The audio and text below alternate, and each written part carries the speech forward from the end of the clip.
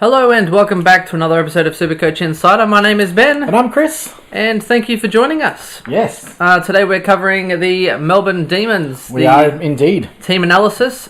So before we get started, you can follow us on facebook.com/SC Insider. Same as on Twitter, so SC_Insider_. Yep, and our new channels at twitch.tv, so www.twitch.tv/SC_Insider. And on YouTube, just search for SuperCoach Insider, which is probably where you're watching this video. Wonderful. And we are on Spotify as well as SoundCloud and a whole bunch of other audio platforms. iTunes, TuneIn, Stitcher, you name it, we're on it. So however you want to get us. We're also now on Google Play Podcasts as well. So if you have Google Play and you want to listen to podcasts that way, they have a new thing called Google Podcasts, and we are on that too. No way. Yeah, pretty cool, hey? That is pretty cool. Yeah. So Chris, lead us off with the Melbourne Demons. Yeah. Have a look at their draw. So look, a little bit of a team overview first. So the return to the finals was awesome for Melbourne, and they are early favourites to take the flag. Pretty simple to see why. I mean, their biggest deficiency was obviously in their defence, and they shored that up with recruiting, obviously, Stephen May in the off-season.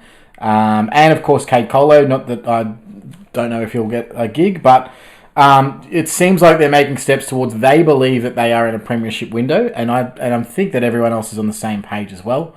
They lost 3 games by under a kick, 2 of which were after the siren to Geelong.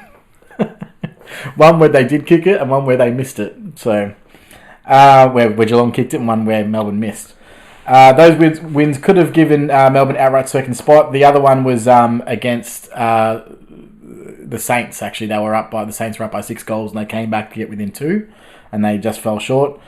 But those wins would have given Melbourne outright second spot, 1 win behind Richmond. So if consider that they could have been a second spot this year, and instead they ended up in 5th. Yeah. Which is unfortunate for them. Coulda, shoulda, woulda. Yeah, right. They literally didn't turn up to play the elimination final against West Coast. The Eagles ran away within the first 5 minutes, and they just never recovered. I don't know whether it was they were physically just too active at the ball, intimidated over in WA, whatever it was.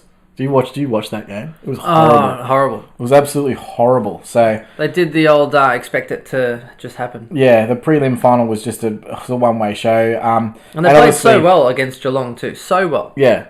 Flogged them. And look, the defensive woes obviously proved by the fact that they were number 1 in attack for the year, but 9th in defence. So they can definitely score, but they just could not obviously... Yeah, so shore up the balance. Exactly right. So they had less than a top 8 defence, which is what they're trying to do with Stephen May in the off-season. Honestly, in all honesty, I think their list is really, really in good spot. Only really Melbourne can stop Melbourne. So if they just don't turn up or they don't follow the coach's structure or they get major injuries, that's the only thing that can really derail their season in terms of getting top 4. Yeah, the good thing is they still have a bit of depth though. They still have some... Maybe not as much forward depth as they had, but even defence, you got Colo. You've even got some of the other running defenders. Jaden Hunt was out for a lot of last season with injury, so they've got people coming back. They have the 5th hardest draw according to Champion Data, which isn't great. They double up games are tough, and all of their double up games are to teams that they lost to in 2018. So not like literally. So they play Richmond, who they lost to. They play West Coast, of course. Collingwood, who they lost to. Hey all. Sydney, who they lost to, and they lost to St Kilda as well. So their easiest game is against a team that they've had a rivalry with for a long, long time, and it's... So even if they beat all the other teams, they'll be on 12 wins. Yeah, well, I mean, that's... Yeah, well, if they lose both the legs to those... Yeah, to those, and they have to win all the other legs. So I reckon their draw's a lot harder than fifth hardest. Because just based on the opposition and based on where they were last year... So that's one of the big issues facing them. For that reason, I don't think they're going to come minor premiers. I don't think that I think Richmond's still a heavy favourite to that. I think a team like Adelaide with an easy draw can pimp into 2nd. So I'm tipping Melbourne around 3rd in the league this year, which still gives them a good platform to reach for a final. Where's Collingwood then, Chris? You keep putting everyone ahead of them. I think that we'll be 5 to 8 this year. Yeah, right. I don't think we're going to be top 4. Right. A lot harder draw, and there's a lot of other things, but yeah. Anyway. So they also have 6 6-day breaks, which is quite a lot, and they have 1 4-day break as well. So a high number of 6-day breaks and a very short turnaround in a 4-day break. They've got a mediocre start, so they've got Port at home, Geelong away, Bombers, at the G, of course. Sydney away, Saints at home, and then they have a tough SC final series, which all 4 games play. But however, all 4 games are played in Melbourne, with one at Marvel or Etihad or whatever you want to call it. So they've got the Saints, who they lost to, of course. Then Richmond, Collingwood, Sydney, all at the G.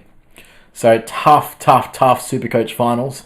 So if there's any downhill skis in your team, those aren't the games you really want to be going up against. So someone like a Tom McDonald in the back end of the year is probably going to be useless to you in the finals.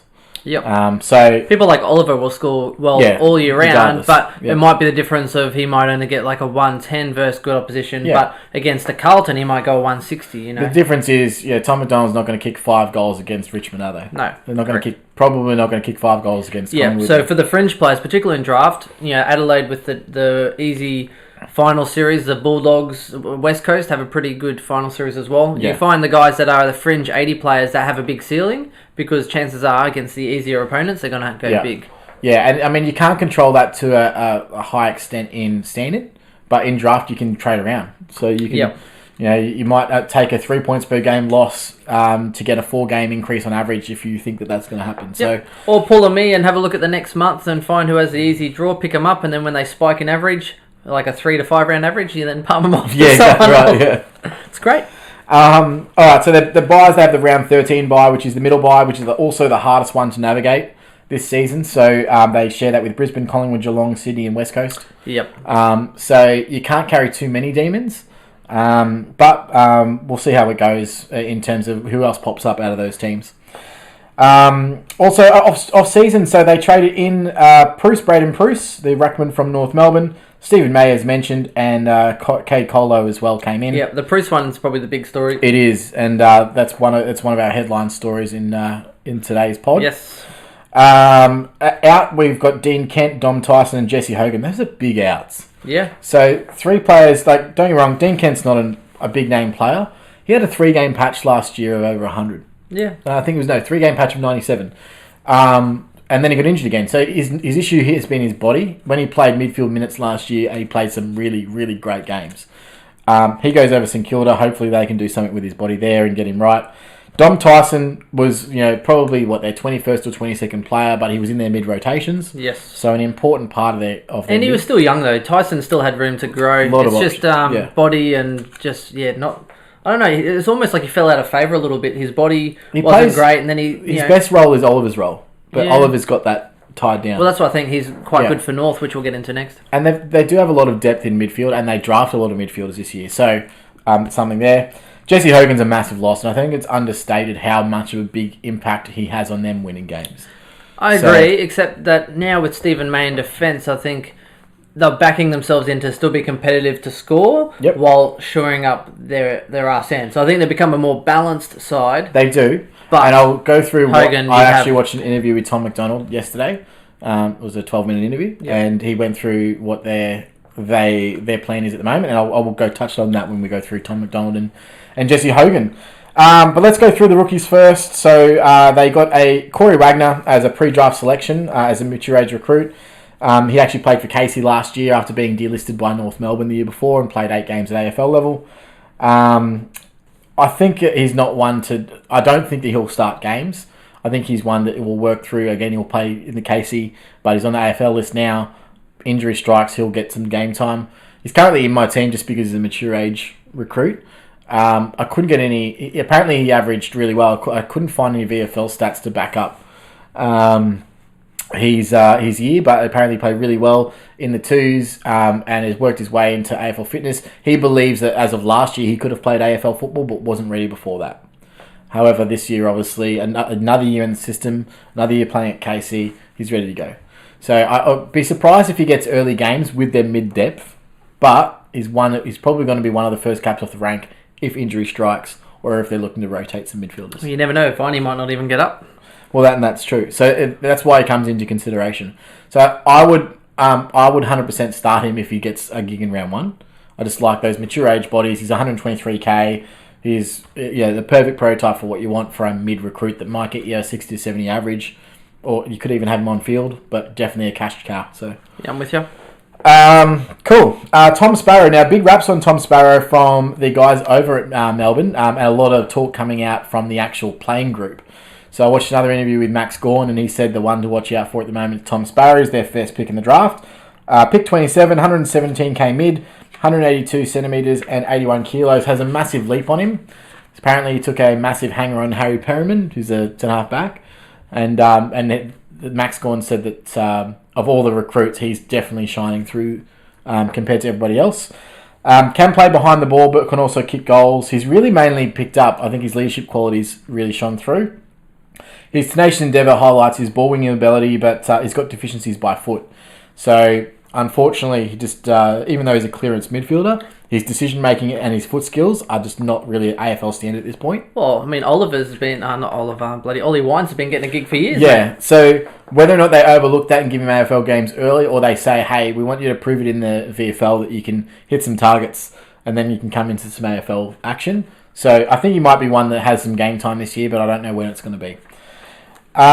James Jordan, pick 33, 117k defender mid, high footy IQ player with great foot skills and outside pace. Generally playing on a wing or a half back and delivering the ball inside 50. He doesn't really win his own ball, and he's not an accumulator. So someone that probably won't score highly in SuperCoach anyway. He relies on handball receives and likened to a Riley Bonner type player. So completely outside. Chris, I believe it's Bonner. Doesn't know how to win a contested ball. I remember one time last year, speaking about Riley Bonner.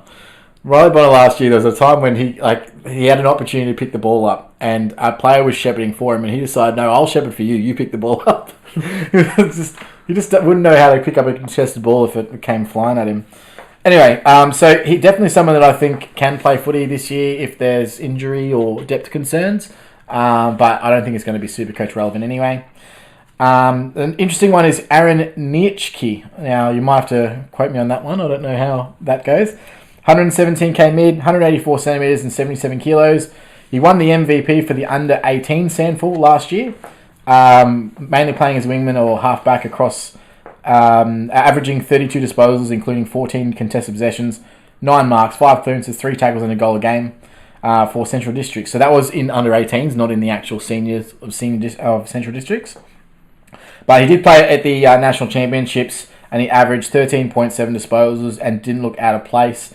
He played alongside Jackson Haitley and Jai Caldwell from GWS. So actually, definitely Haitley, not Caldwell. Yes, someone else. But yeah, he said it didn't look out of place being there. Unfortunately, only 13.7 disposals, but see how that goes. The big one here, and probably the lock in everyone's defence right now, I think he'll play round 1, is Marty Hall. Pick 56, 117k defender. Arguably the early lock of the back line. Hall, it's going to be hard not to start him if he gets a round 1 berth. Mature age recruit, he played in the Collingwood VFL team for the past 2 years. He's 189 centimetres and 81 kilos. He won back-to-back VFL best and fairest at Collingwood. Can play tall or small, averaging 20 disposals, including 16 kicks and 7.5 marks. He actually ranks second in the VFL for marks and 4 rebound 50s. So he's a Hall magnet. It's a classic Hall. So he's going to get that all year. He's so good they wish there was Hall of him.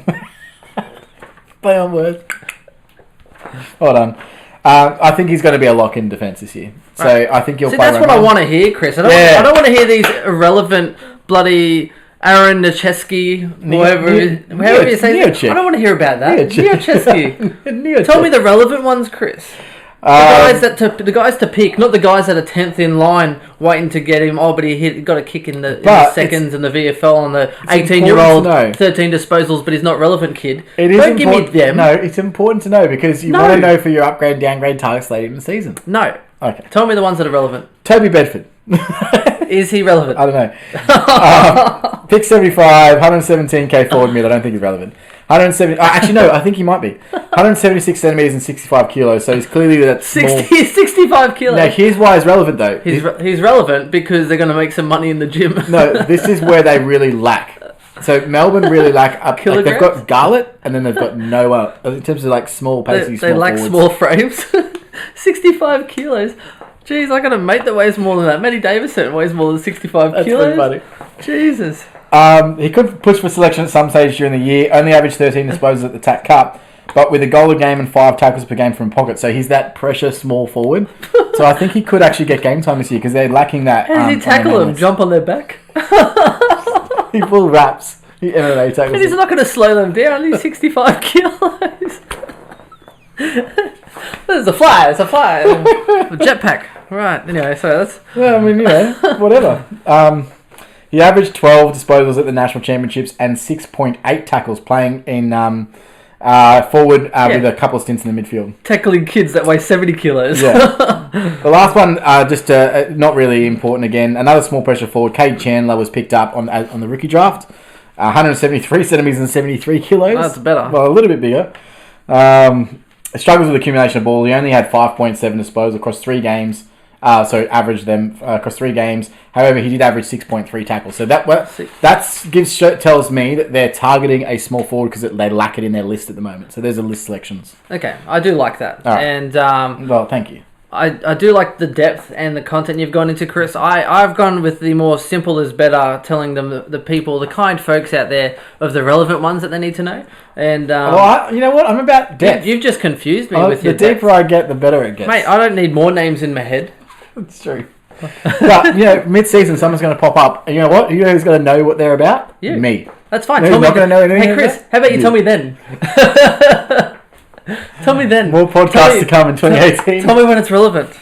We probably spent more time arguing. It's not like we haven't been sitting here for an hour waiting for you to deal with these problems that have come up. Premiums! Angus Brayshaw. Let's start off with the number 3 in the Brownlow medal this year. Oh, he didn't even get invited. Yeah, right. Painful. Hilarious, but I mean, he had an amazing back end to the year. So he had a third-year breakout, and he ended up averaging 97.1 for the year. Surprisingly, finished a third in the Brownlow after storming home. Last 10 games, he averaged 106.6, which is fairly consistent with his scoring, but he only had 2 120-plus scores. So he doesn't really have a ceiling as of yet. He has a fairly low ceiling. Yes. And that's going to be his issue if he really wants to push into premium numbers. And I'm talking 110+. I know, that's crazy though. 86.4 before the bye, and then 106.6 after the bye. Yeah, exactly. So, he went huge. Yeah. Absolute. He could break out even more, but I feel more comfortable at his price. He's $526K midfielder.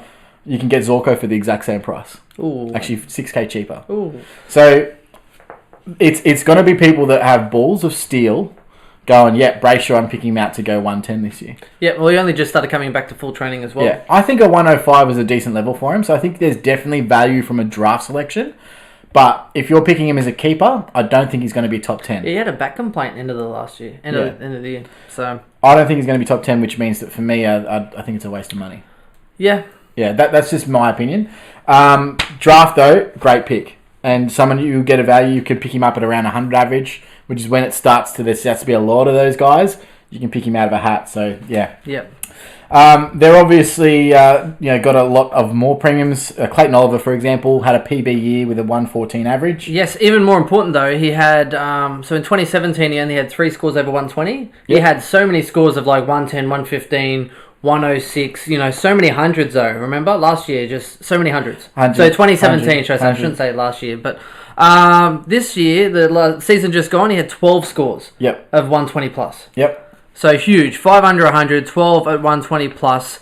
It's just crazy. He's got another year to go, and I definitely think that he could go. The problem is his price, of course, and the fact that he had off-season surgery. So both shoulders done off-season. Well, he's carrying Viney for half the season. That's it. Hasn't started contact training yet, but he should be going to round 1. And if it's any indication, last season in round 1, he was touch and go whether or not he had to actually pass a fitness test. Yes. To play round 1 last year. And we did have some people talking on our Twitch or something last week. Twitter. Or Twitter. We were talking about Oliver, and apparently some people in the know say he's actually looks pretty fit. Yeah, a guy who's trained with him in the off-season. So the important thing is that he was touch and go round 1 last year, came in and he goes 123, 146 in the first 2 weeks. Yep. From a touch and go fitness test. Surprisingly, his shoulder injury that plagued him the last 2 months of the season did not do any contact work for that entire 2 months at training and only went to games. So all the work that he did in training was all running and skills work, did not do contact work for 8 weeks. And in that time, he averaged 123. He's like, hey, coach, I don't even need to do contact work. I was just like, why don't you just never do contact work? Just get him in the game. Let the ball take the horns. That's so good. Honestly, so there's no reason why you can't pick him. 622k midfielder. The problem is, how many of these guys are you having? Are you having Kelly? Are you having Oliver? Are you having Cripps? Are you having Fife? Are you having McRae? How many can you have? And which ones are you picking compared to everybody else? I think that Oliver's one that's going to be unique this year. People are going to get scared off by his injuries. He's also just... I think with Titch going out, he might go up in ownership. How he looks, he's just not a great looking chap. He's a bit... Yeah, on the nose. Well, I guess Cripps does look pretty impressive. That's right. He's a ranger. Don't get me wrong. He's big body midfielder, but he's a ranger. Doesn't have the prettiest face like me. And Cripps comes back tan. Do you see him? He looks like he's been in Greece or something for a few weeks. Have you heard of the thing called quarterback theory? Do you know what that is? No. So look at the NFL, and all the quarterbacks are all really good looking, and it goes back to this theory that all the people that are chosen to have their ball in their hands when they're kids, they're all the good-looking, popular kids. So they start learning at a very, very young age how to handle the ball and throw a ball better than everybody else. It's called quarterback theory. I think that sort of reverse theory applies to Clayton Hall. I was wondering where you're getting with that. I was waiting for you to land your plane. It's crazy how many decent, skilled players are just really good looking. It's because at a young age, they're the ones that have the ball in their hands because everyone gives it to them. Yeah, right. Anyway. Should we go on to Max Gawn, please? We should. Because he is important. He is very important. Had his best SuperCoach year to date, averaging 127. Just unfortunate it came at a time when Brodie Grundy decided to tear apart the competition, right? Especially Grundy's back end of the year was absolutely stupid. Yeah. I mean, he still had 12 scores over 130 and 4 scores over 150, making him an absolute captain option for 2018. Only question mark is the Bruce factor. Now, correct. Max Gawn has said 100% they'll be playing together. Whether or not that means that Bruce is playing, what percentage they are, they're working that out in the JLT. Yep. So the coach has pulled them aside and said, I don't know what's going to work best for us, but I want to view it. I want to see it live. So they're actually using the JLT to gauge whether or not they can play them 50-50, 70-30, whatever it might be. Well, I think he might stand tall, because Hogan's gone. Yeah. So even if he doesn't, he can still kick that. 100%. He's the third tall forward in that. Did you see that rooster? He kicked one from 60. Remember, it was huge. No, he can play forward. He's a big beast. And Maxi Gawn was floating in defence for a bit last year as well. Yeah. I think my concern as well though is that Max Gawn looked tired at the end of last year. Yeah, and that's one of the things that they want to address. So I think it's do they then freshen him up and rest him when it comes to our SuperCoach finals? Yeah. Are they going to rest him or give someone else more of a go to freshen him up for finals? He's that's what I'm worried about. There's two things that the coach addressed in the off-season. One is when he went out, they didn't really have a viable ruck option on field. So they either put Tom McDonald in there, or they put Cam Pedersen in there, or they put Jesse Hogan in there. They didn't really have a tool that was decent at ruck work. They want to play with two rucks this year, or at least a forward that can be an effective ruck. Bruce is that person. It just depends on how much impact that has negatively on his scoring. Yep. I think it does impact, and I think you can see probably 10 points per game. I reckon. Yeah, but even a 117 is still no, exactly right. But so you're paying for a 130. That's the issue. You're paying 692k. But even Grundy paying a 130. I think the thing that Grundy you can't carry both. No, you can't. Well, you can, but that's expensive. Jeez. I'll tell you what you might as well do is just go and buy a brand new $100,000 Audi. And then while you're at it, go buy another $100,000 BMW, wait 2 weeks, and then sell them. Because that's a great investment too, by the way. Great investment. The only thing Grundy has going for him as well, besides you already know what he looks like playing him with Cox. You know what his role? Yeah, exactly. The role is playing with Cox. Is that? By the way, my partner Ashley, she is obsessed with Brodie Grundy. Oh, I thought you were saying Cox. She likes all of his posts on social media. That would have been funnier. The other plus side is that Max Gawn had 4 scores under 100, whereas Grundy only had 2. And they were both 90s. So I think if you're putting them side by side, based on what we know right now, Grundy is streets ahead. Unless Gawn has such low ownership. Yeah. Anyway. The question mark over their JLT, where we won't probably get to see what the likely solution is going to be in round 1. In the JLT, which means that you need to make a decision on it beforehand, which to me means Brodie's your guy, not Max. The other issue is they obviously play the exact same bye. So if you're playing them both at the same time, Collingwood and Melbourne share the bye again this year, which is that they did the same last year, which is really frustrating. So you can't really... I don't think you can go Gawn this year if you're going Grundy. And then if you're going just Gawn, you've got to be doing it because you honestly think that he's going to outscore Grundy. Well, here's the plus side. Gawn's done it before. Here's the negative side. Grundy... He's still young. He's young. He's got more years. And let's look on the other positive side. Grundy doesn't get injured as much as Gawn. So it's like, well, Gawn's averaged that much a couple of times. Grundy's only done it once. But Grundy doesn't get injured like Gawn has previously. Well, it's the first time Gawn's gone plus 120.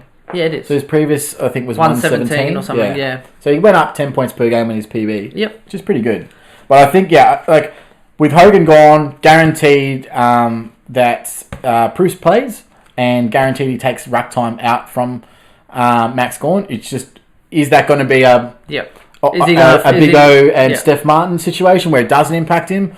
Or is it going to be the completely opposite and it takes away 10, 15 points per game? I'm with you.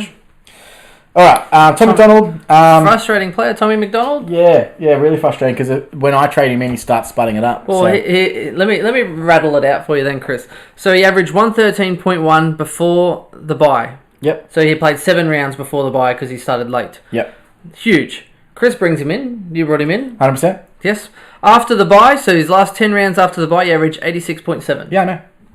Really, really kills me. Yeah. Like, that's my bye trading really ruined my year. Oh, yeah. Because I went him and then I went Kernow. Well, I realised it was the people that actually started my team with that ruined me. But anyway, I started Hibbert, I started Billings. Yeah. Kelly, who I kept.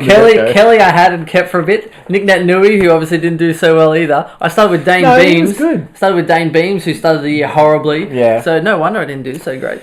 Fair enough. Look, the evidence was... So they actually played a few games with Hogan not in the team. And Sam Wiedemann is the one that, and this interview that I watched with Tom McDonald, he said 100% it's going to be him and Sam Wiedemann and they're going to be the 1 and 2. Yep. And they're going to try and develop that over the off-season. They had a little bit of an example of it at the end of last year, and he didn't average well. So from round 21 and through the finals, so it was a 5-game sample, T-Mac averaged 93.8, which is not a great sign. So if that's what his total output is, you're paying $529K forward for him. I think you're overpaying massively. Yep. I think he's probably likely to average you around 90 to 95. And anyone picking him up in draft early is going to have a quiet awakening. I don't think he's going to be anywhere near that. And at the end of the day, having a 1-2 punch like Hogan and McDonald really means that it splits the defence. You can't focus too heavily on one forward. If with Sam Wiedemann, don't get me wrong, nothing against Sam Wiedemann. But he's no Jesse Hogan. He's not even close to the player that he is. So he would need to improve a hell of a lot to start letting the defenders pay him a lot more respect. The moment it's going to be too easy to target 100%, Tom McDonald's going to be the number 1 target in the forward line. We're going to double team him. The spare in the fence is going to go straight roll onto Tom McDonald. So yep.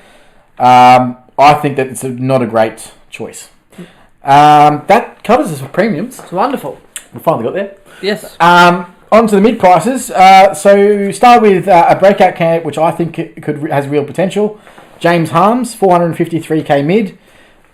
So his previous averages 54, 69, 73, 82. His last 11 games, including the finals, he averaged 93.9, including a score of 49 and a score of 44. It's insane. That's crazy good. Yeah. I don't know if you'd take it for a standard relevancy. I don't really like midfielder breakout candidates this year. There's too many injured premiums that can come back at cheaper price. But for draft, keep an eye on him. He could blow up and average you 90 plus this year. So James Harms, one to put in the tick box as a breakout. Are you literally signing it off on your sheet that you're taking to draft night right now? No.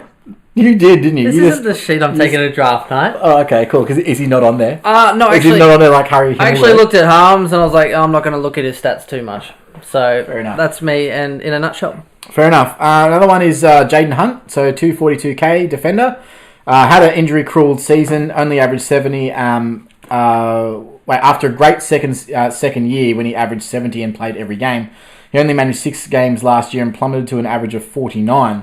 So someone who could potentially be a cash cow this year, because I think that he is in their best 22. And there's a lot of calls for him to be in there because he's obviously got pace. He can, he's got a good kick on him.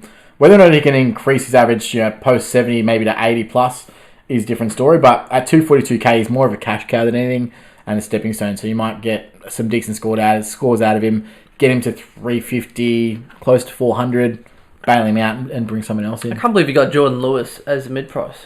Yeah, 455k, Jordan Lewis. This should be in You're Not Relevant. No, it's probably not relevant. Not one I see increasing his numbers.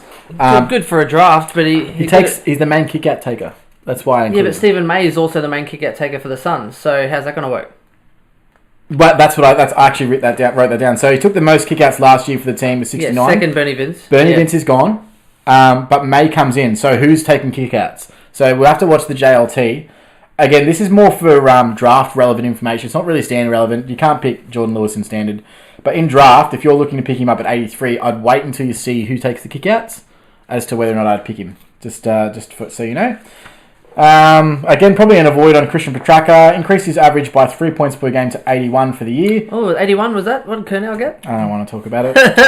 And you know why? Because he averaged 89.6 his final 8 rounds. I know. And I literally have that right. And he had a 53 and a 54 in there as well, and still averaged 89 for the last. Twice as likely to have a sub 70 score than ton up.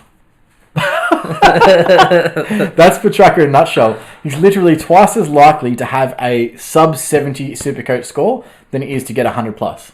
Yeah, right. So it's never is he a player that breaks out? I mean, I know that he had an 89 back in when he played midfield, but it could be. Well, Tyson's out. He might sneak in there a bit more now. Maybe. I'm not there's no way I'm risking it. I mean, he is 442k and he has that forward flexibility. I'll go there in draft. In draft, yeah. Yeah, in draft you can pick because he could pick up. He could go to 88 and he could go to 90. It's worth it. Maybe. I don't know. I like to laugh at him failing. That's my thing. Christian Salem, 445k defender. Draft relevant, he averaged 82 points per game. Nothing really to indicate he's going to be a top tier defender. Only took 20% of the total kickouts. And inflated by that big game he had too. Yeah, he had a massive game. So he only took 20% of total kickouts, which is really low for someone with his kicking skills because he's a really elite kick. But also, 66% of the time he actually plays on. So you're only going to get a 33% uptick anyway. Yes. So I would say avoid Christian Salem. I don't think he's going to be a breakout at all, and fairly expensive at 445k. So many better options. Jack Viney, never had a decent run at it. Played 7 games last year. No. I won't be picking him at all in any form, but... And he also had more end-of-season surgery on his ankle, so... Yes, let's see how it goes for that. Avoid. Hibbard. Oh, Petracca had end-of-season surgery on his knee as well. Just minor. Yeah, but he's back in training. Yeah, so he should be right. Michael Hibbard did not turn up once in 2018. Didn't look like he had a role change. Just, I don't know. He did get 1 ton, Chris, in the semi-final. Oh, okay. Cool. Sorry. He waited until the final series to get a ton. His worst ever SuperCoach return. Ever. Yeah. Worst ever SuperCoach return. He might be a draft value, but I think he'll get picked up by someone who's... Oh, yeah. Just because of the name. I'll go 4th round. Yep. Just because of the name. So Jake Lever draft specials. I've got a couple of draft specials here, guys. Jake Lever, true average of 74 because he was injured on 15. He could definitely find a place onto people's bench, and he's averaged more at Adelaide. I think that he's the type that rolls off and takes intercept possession, so you could find a Jake Lever in a late draft. Jake Melksham, I think he's one to benefit from Hogan leaving. So Tom McDonald actually specifically said that he's not currently training with the main group because he's coming back from injury post-season. However, he's one that he wants in his side and wants to see how that dynamic pans out because he loves when he gets the ball kicked to him by him. He's got a little bit of inflated average of 73.8 because he had a ridiculous score of 160 in round 9. So he's probably, if you get a late bench spot for him, I don't think it's too bad, but definitely one to watch. I might pick him up on a bench. And then Stephen May. So can he improve in a winning team? 3 previous years, 86, 94, 81. So he did have a mid-90s season playing for the Gold Coast 2 years ago. Was also the main kick-out taker, so that could improve. Oh, and his true average before last season was actually more like 88. Yeah. Which we went into. Yeah. So he's pretty much gone close to 90 a couple of times. So definitely draft relevant. I don't think standard relevant unless he gets kick-outs. He could improve. So then that's another maybe 5 points per game. Kick, if you take that 88, maybe it's 93 points per game. Yep. But, I mean, look, the top 6 defenders this year are going to be averaging 100 plus. So a 93 is not a top 6 this year. Draft relevant, yes. Yeah, draft relevant, yes. One to watch. Kate Colo, average 89 in his second year, has all the attributes to do it, but just has not reached the heights. I think Braden Pruce at 242k in the ruck. I don't know about that in standard, but because there's other options, 8k more. Yeah. But again, if you want to, let's say you've got Mumford, and you need someone to cover for the first 2 rounds, maybe a Pruce gets in there. Who knows? So one to watch definitely, and one to watch his role. One to avoid is Nathan Jones. I disagree. I disagree. Okay, tell me why you disagree.